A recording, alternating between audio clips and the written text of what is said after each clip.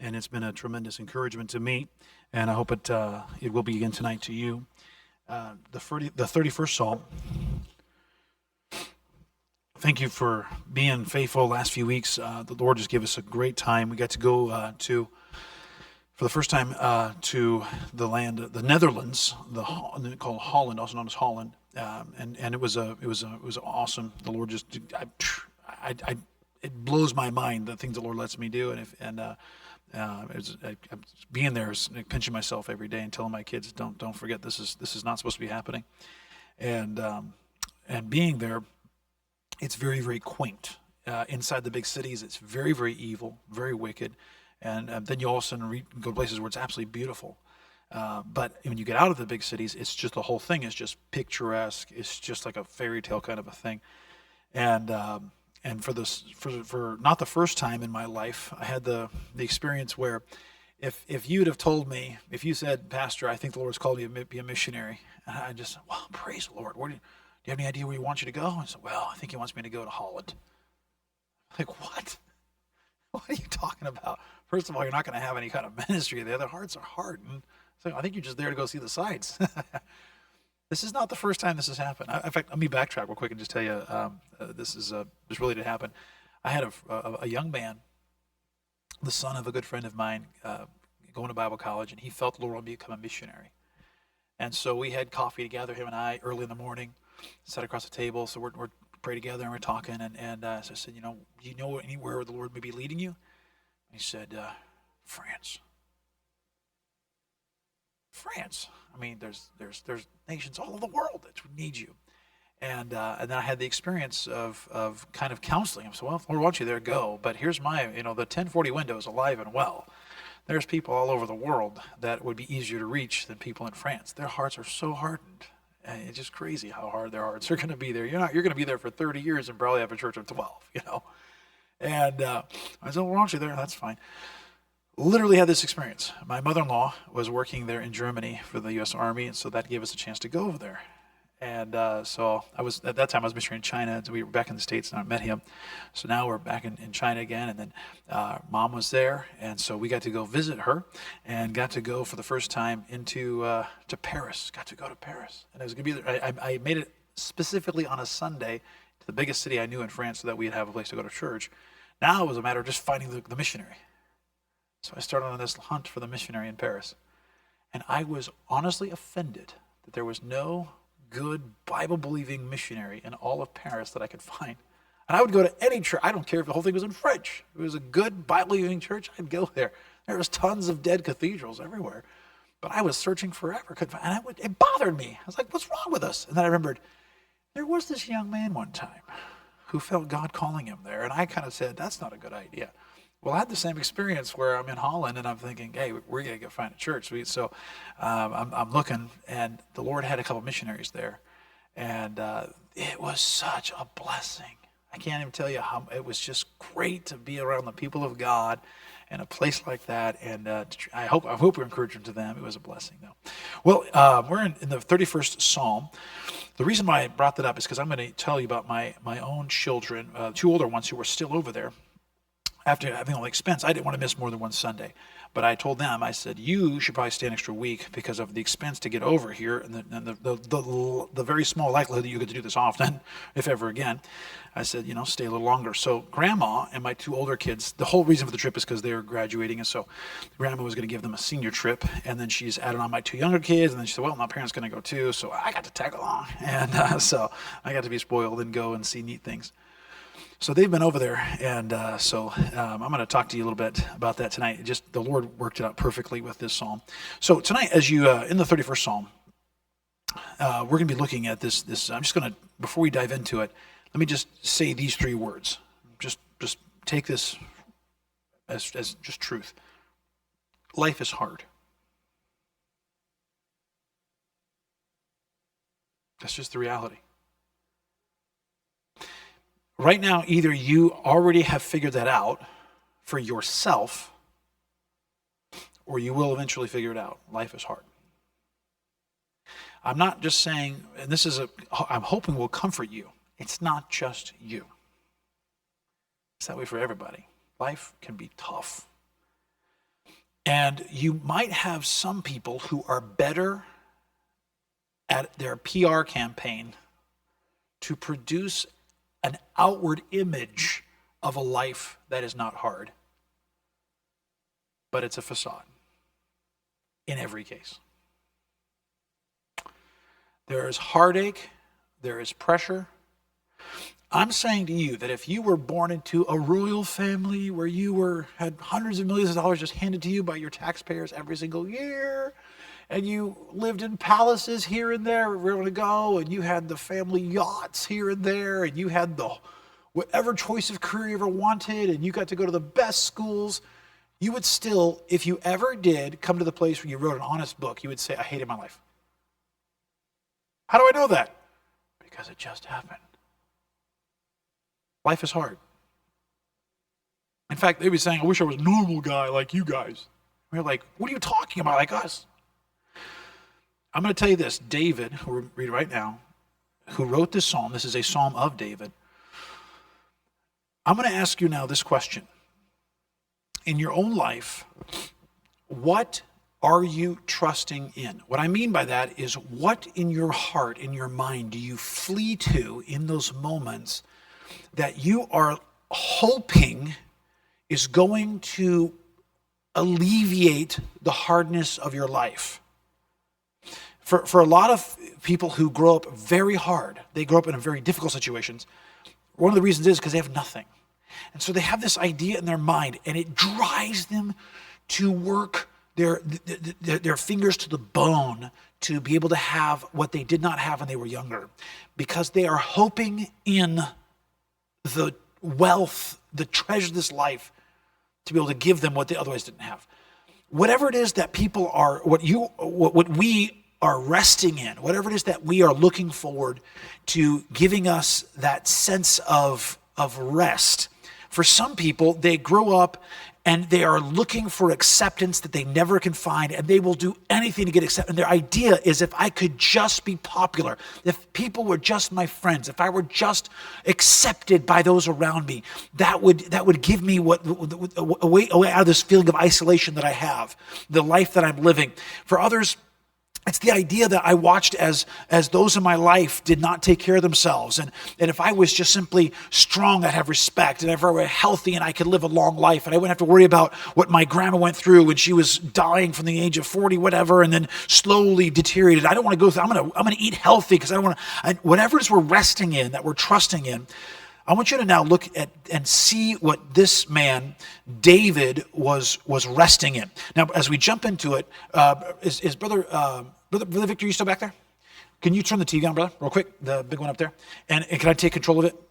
So this morning at about 6 o'clock in the morning, my phone rang, and it was my son. And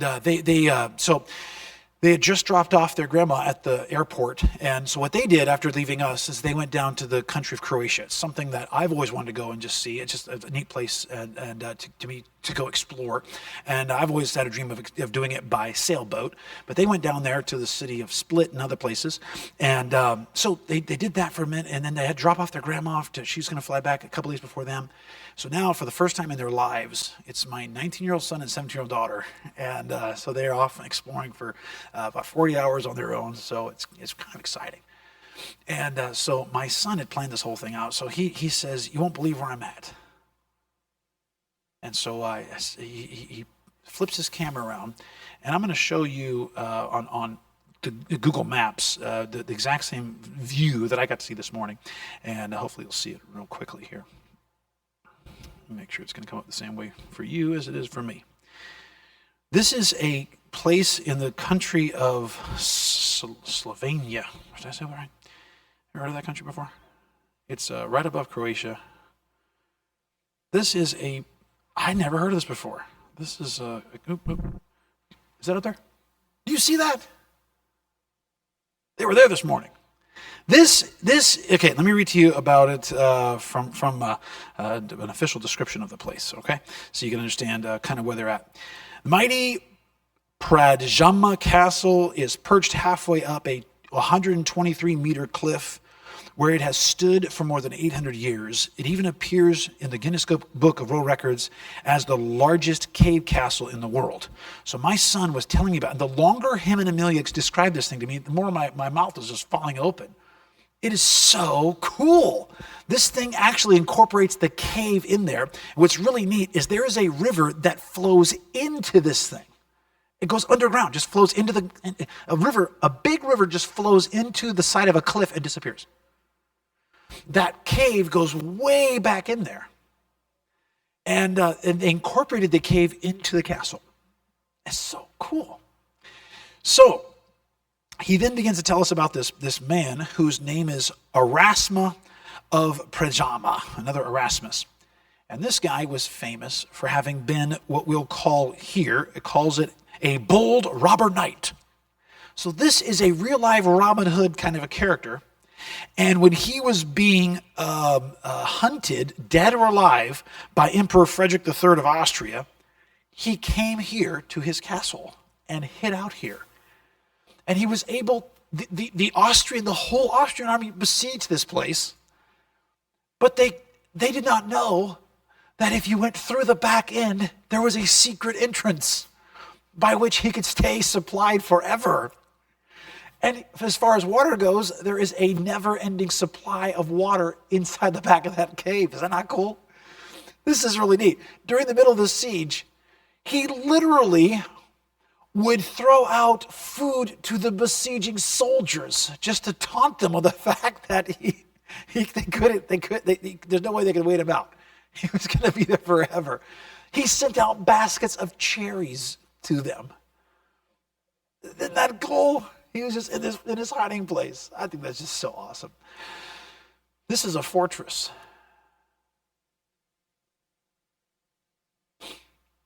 I'm going to read the 31st Psalm to you, and as I read through here, I want you to consider this.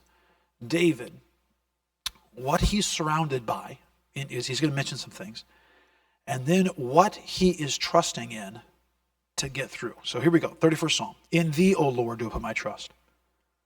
Let me never be ashamed. Deliver me in thy righteousness. Bow down thine ear to me. Deliver me speedily. Be thou my strong rock, for an house of defense to save me. For thou art my rock and my fortress. Therefore, for thy name's sake, lead me and guide me. Pull me out of the net that they have laid privily for me, for thou art my strength. Into thine hand I commit my spirit. Thou hast redeemed me, O Lord God of truth. I have hated them that regard lying vanities, but I trust in the Lord. I will be glad and rejoice in thy mercy, for thou hast considered my trouble. Thou hast known my soul in adversities. Thou hast not shut me up into the hand of the enemy. Thou hast set my feet in a large room. Have mercy upon me, O Lord, for I am in trouble. Mine eye is consumed with grief, yea, my soul and my belly. For my life is spent with grief, and my years with sighing. My strength faileth because of mine iniquity, and my bones are consumed. I was reproach among all mine enemies, but especially among my neighbors, and a fear to mine acquaintance. They that did see me without fled from me. I am forgotten as a dead man out of mind.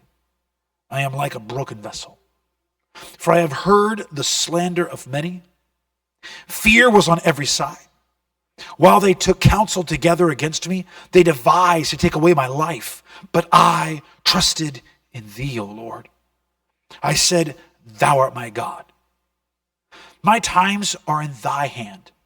Deliver me from the hand of mine enemies and from them that persecute me. Make thy face to shine upon thy servant. Save me for thy mercy's sake. Let me not be ashamed, O Lord, for I have called upon thee. Let the wicked be ashamed, and let them be silent in the grave. Let the lying lips be put to silence, which speak grievous things proudly and contemptuously against the righteous. Oh, how great is thy goodness, which thou hast laid up for them that fear thee, which thou hast wrought for them. that trust in thee before the sons of men. Thou shalt hide them in the secret of thy presence from the pride of man. Thou shalt keep them secretly in a pavilion from the strife of tongues. Blessed be the Lord, for he hath showed me his marvelous kindness in a strong city. For I said in my haste, I am cut off from before thine eyes. Nevertheless, thou heardest the voice of my supplications when I cried unto thee. O love the Lord, all ye his saints. For the Lord preserveth the faithful, and plentifully rewardeth the proud doer.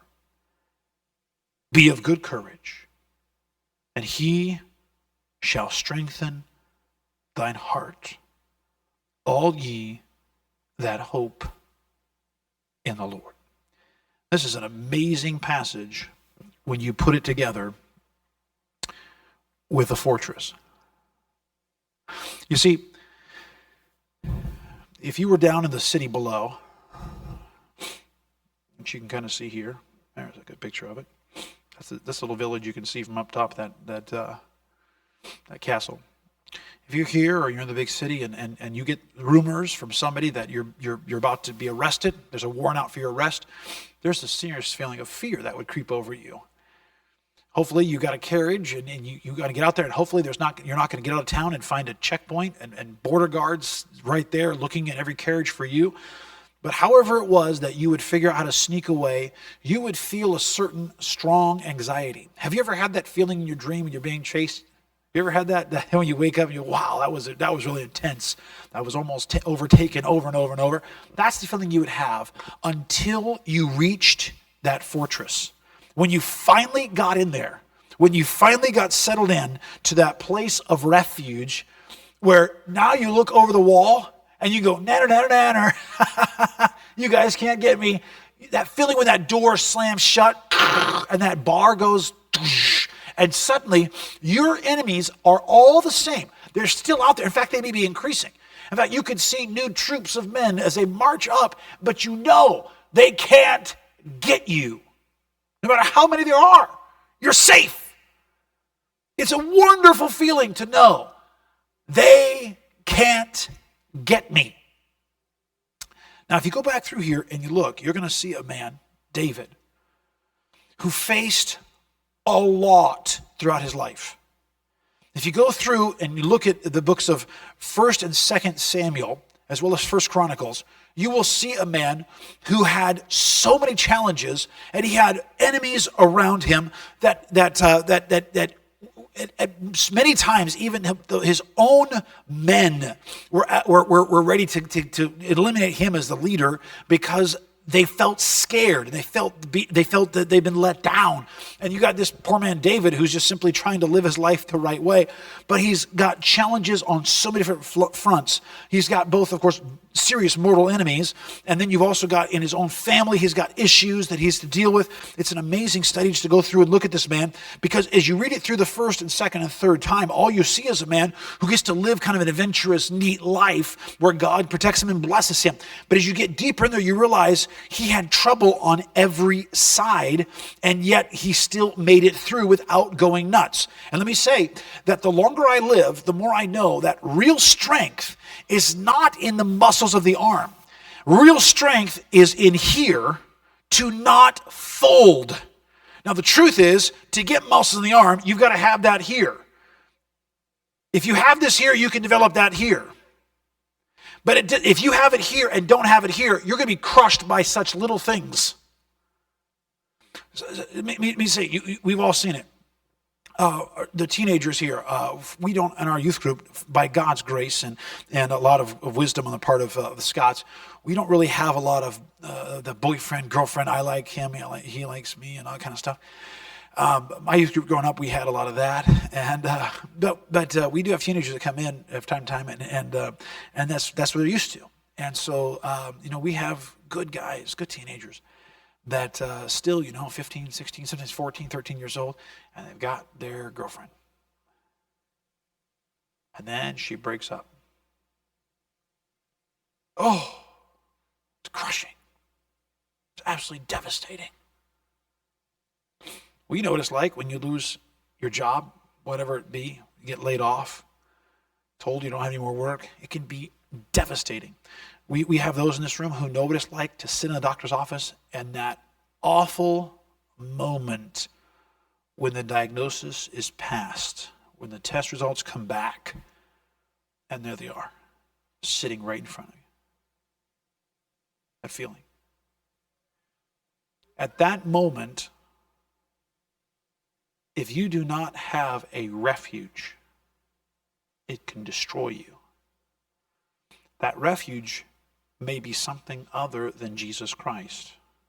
And if it is, that will eventually fail you.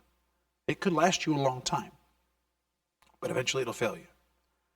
I just made a visit tonight to Oakmont. Beautiful little community there. There's a man who owns that house. He's wealthy. He retired when he was 54 years old. I asked him, and he recommended me a book. The same book that another man who's very well-to-do recommended to me a while back. Same exact book. And he's doing fine financially. It's not helping him right now. The relationships that you rely on to keep you sane, to keep you focused, to keep you motivated, to keep your compass focused right, those relationships can just disintegrate, just not be there anymore. At that moment, if you don't have a rock that will never be moved, it can destroy you. Now let's look through a couple verses and we'll go and pray. There's a couple things I want that I think. Well, there's so many things I want to just pull out, but I want you just to go with me. We're going to start from the end and work our way back here. Look at verse number 22. He said, "For I said in my haste."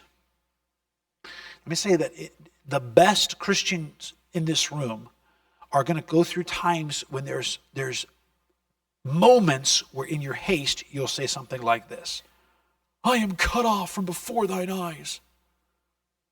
He said, he admits, I was in my haste. There were times when David said, God isn't even there for me right now. But if you look at what is bracketing this verse, the verse before this is going to say, "Blessed be the Lord, for he has showed me marvelous kindness in a strong city." If the verse after it's going to say, "Oh, love the Lord, all ye his saints, for the Lord preserveth the faithful." But tucked in between that is verse 22, where he says, "I said in my haste, I am cut off from before thine eyes. Nevertheless, thou heardest the voice of my supplication when I cried unto thee." There was a time when he was crying out to God where he had the feeling, God is not hearing me right now. I'm praying and I'm not getting anywhere with God. You know, he came back later and said, but God was listening the whole time. I'll just, when you've passed through it, you're looking at, William, you're so dumb. He was listening the whole time. He had your back. He never deserted me for a second. But there will be those moments when you were in the car coming back after getting that news, and you, God, where are you right now? Where are you? That's going to happen. And in your haste, you may say some things that you later on go, that was dumb. Lord, I shouldn't have said that. And when that happens, kind of like David, and a blessing. Now, let me just wrap it up with this one for the sake of time here. Who can tell me where the passage is here that is what Jesus actually quoted on the cross? Did anybody spot it? We went through here. There's one passage in the midst of this chapter where there's a verse that Jesus, where there's a phrase that Jesus used, word for word. Yes, brother, read it. Read out loud. Verse number 5. That's exactly right. Verse 5. What does it say? That's right. Here's what it says in the book of Luke, chapter 23, verse 46. He says, "And when Jesus had cried with a loud voice, he said, Father, into thine hands I commend my spirit. And having said thus, he gave up the ghost." So verse number 5, without even trying to, as far as David once again is putting in here references to the Messiah. And if you go through this whole thing then with that in mind, and you imagine the fact that Jesus is surrounded on every single side with those who at that moment hate him, and that to them he is a shame. To them he is a danger. To them he is putting their way of life and the fact that the Romans give them a lot of autonomy, and he's putting all that at risk. And at that moment, if you look at verse number 11, it says, I was a reproach among all mine enemies, but especially among my neighbors, and a fear to mine acquaintance. They that did see me without fled from me. Do you realize that moment that Jesus, who had spent his entire life serving, loving, helping others, at that moment, anybody who knew him personally was afraid that might get out. That moment, and he knew it. And he was totally alone. But in that moment, what he committed to, he commended his spirit into God's hands. Lord, what you want to do is fine with me. I'm yours. I'm totally yours. In that moment, the last verse of this chapter says this: Be of good courage, and he shall strengthen heart all ye that hope in the Lord. Now, what that's saying is, this is not a promise given to every Christian. I'm going to tell you right now, you're going to have friends of yours who, when they go through hard times, fall apart. Marriages fall apart. Their walk with God falls apart. Their ministry, they used to serve here, and used to be part of that ministry, used to be doing that outreach. Now they're done. They don't do any of it anymore. What happened? What happened was this. While they had their faith and their religion and their church thing, their real hope was in something else. And when their 401k disintegrated into nothing, when their hopes of retiring early just got destroyed, when everything, you know what, come think of it, just every time, brother, every time I go along this trek, Brother Parker, I think of you. It was not right. It was not fair what happened to you. I know just a little bit about the fact that you were ready to retire, like you were that close. What happened to you, brother, was just wrong. And you're sitting right here right now, still loving the Lord. Miss Parker, that's incredible. The fact that that was not what you were hoping in. And that was a great hope, by the way. It was well done as far as strategizing what you're going to do with your career and how you had it set up right there. And the fact that whatever happened, the layoff and so forth, that's just so incredibly crushing for someone whose fortress is in that. That moment, I don't know. I can only imagine, because I'm only me. I can only imagine where I'm like, Lord, I cannot believe you're doing this. You even hear me? What do you? But if you run into him, he's going to get you through that. And all these years later, he's still taking care of you. And you are an incredible example to me. So that's what we have. We have our rock. And tonight, I don't know who you're hoping in or what you're hoping in. But if you run again and say, Lord, I'm not trusting in my Social Security. I'm not trusting in the government. I'm not trusting in my business. I'm not trusting in my employer. I'm not even trusting in my spouse. Lord, I'm trusting in you. Not my health, not my bank account. I know that you're going to take care of me, and you're the one to run to.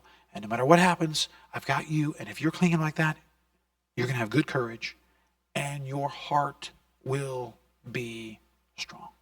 Amen. Well, we're going to go to prayer together now. Now, here's what we're going to do it. We're going to